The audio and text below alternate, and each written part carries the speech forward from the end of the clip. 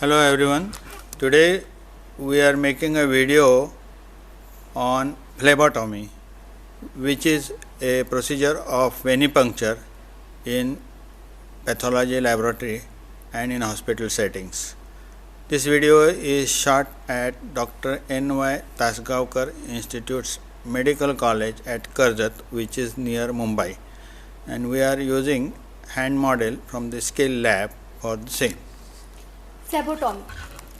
Phlebotomy is defined as the science of drawing blood. Phlebotomy is often a frightening procedure for the patient. For many patients, anticipation of the procedure is worse than the actual drawing of blood. Therefore, the medical assistant should always explain the procedure to the patient in an assuring manner. The equipments necessary to perform phlebotomy are: firstly, the hand wash to sanitize the hands before wearing the gloves. The needles with syringe should be kept ready. Vacutainers with needles and label.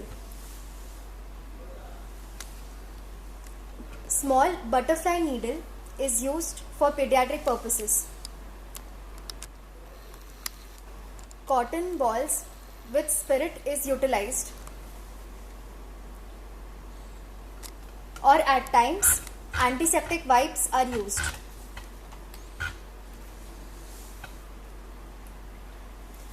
Lastly, tourniquets are also used.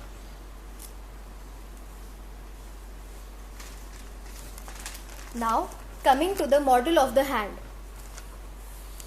Let us get acquainted with the sites for venipuncture. The most common site for venipuncture is above the elbow joint, which is the antecubital fossa. The veins that we are seeing in the model are the basilic vein, the cephalic vein,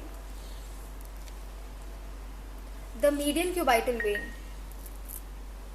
The median cubital vein is the most preferred site for venipuncture. At times, the veins at the dorsum of the hands are also utilized for phlebotomy. If the patient was required to prepare for the test with fasting or medication, like in cases of lipid profile and fasting blood glucose, determine whether the patient has followed the instructions. Sanitize your hands and wear gloves and assemble the equipments. The next step involves the application of a tourniquet.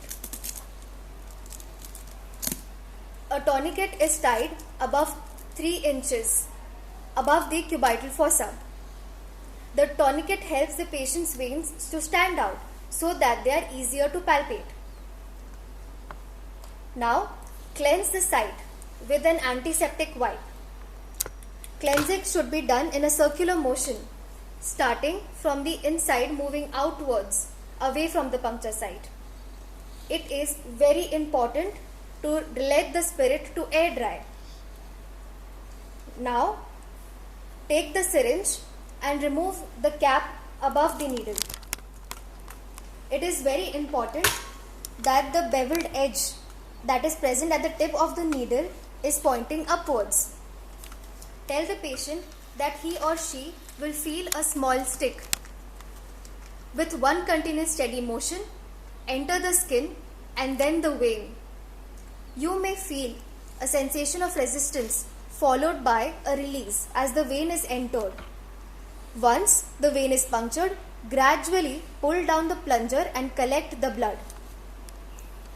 After the collection of the blood sample, place the cotton ball above the puncture site and carefully withdraw the needle at the same angle as that for penetration, and remove the tourniquet and release the arm. Store the collected blood in the appropriate vacutainer and label it with patient's details. After the collection of the sample, the vacutainer should be moved in an up and down manner so that the anticoagulants present in the vacutainer mixes well with the blood sample. The vacutainer should not be shaken vigorously. This is the open system. There is also a closed system for the sample collection, where there is a plunger to which the vacutainer is attached, and because of this, adequate amount of blood sample is collected in a non-touch technique manner. Discard the needle and syringe safely into the biomedical waste bin. Make sure that the patient is feeling fine and not dizzy or light-headed before they stand. Thank you.